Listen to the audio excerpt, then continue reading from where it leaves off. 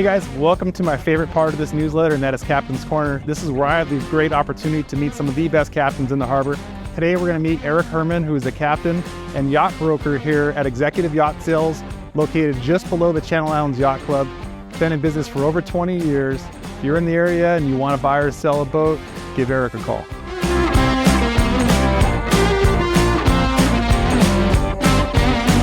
Yeah, like some of the things I really like about this boat, and these are the things you want to talk about, we can definitely cover it.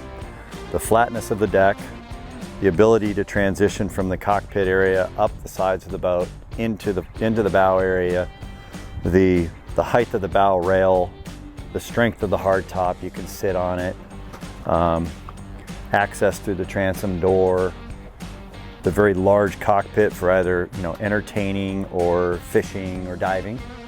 Some of the storage aspects of the boat are really nice.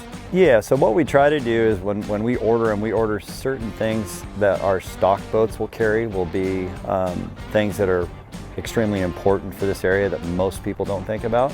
But as a dealer, I want to make sure that I bring in the boat and make sure that they're almost forced to get the best experience they can, like with suspension seating. Like if you own a pilot house style boat and you don't have suspension seating, the experience of that boat is entirely different than ones that do.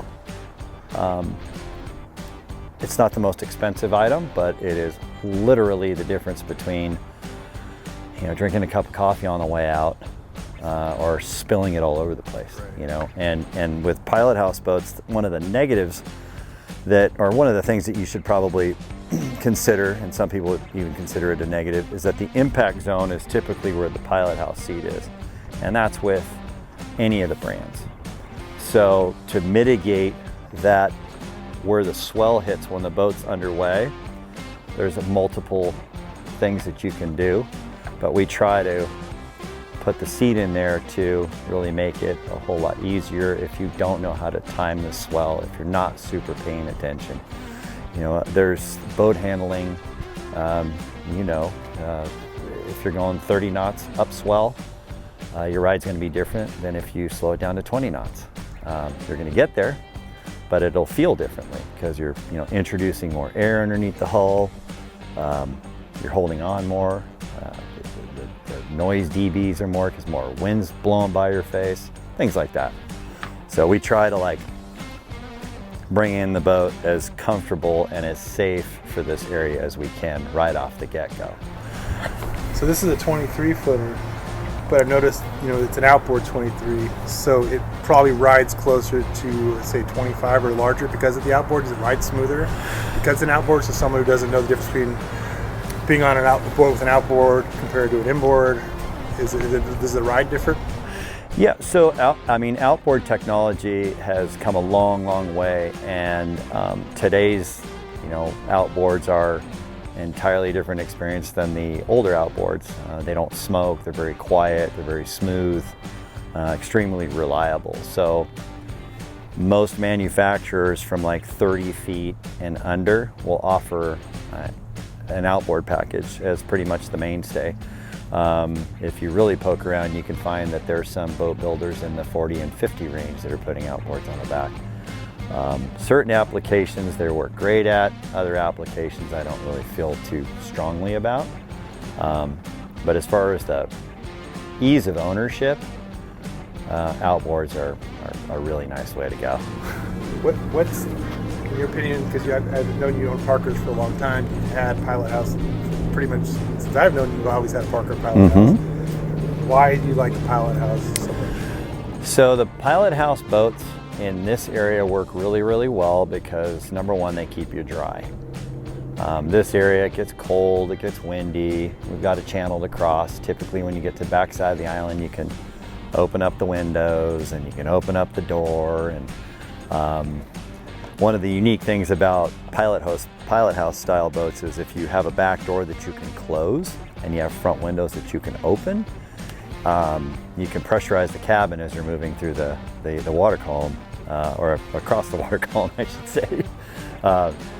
And it just gives you nice fresh air without the wind. And that's in most Pilot House style boats. They're going to offer that. I want people to really look at when they're buying something is the access to certain areas. And I touched on it a little bit before about bow rail lengths and heights. If you look at this particular boat, you've got a rail height that is what they call a West Coast style rail. It enables you to transition from the cockpit area via a couple of handles, and then you're pretty much straight into a zone where if the boat heels and rocks, that you're not going overboard. Ideally, they should hit you about mid-length, but for aesthetic reasons, it's probably, and for vibration reasons and visibility reasons, this is the height that they chose. But it just gives you really nice access to the bow to enjoy, the dolphins that are in the front, or to be able to drop anchor safely, or to even fish up here. It's extremely important just to maximize the amount of room in whatever brand you buy. Go walk the boat. Everybody's bodies are different. You may bang your head on something on a particular boat where on the other boat you don't. And knowing the reasons why they do certain things might allow you to not focus on hitting your head. They don't want to build the pilot house too high because then the center of gravity changes.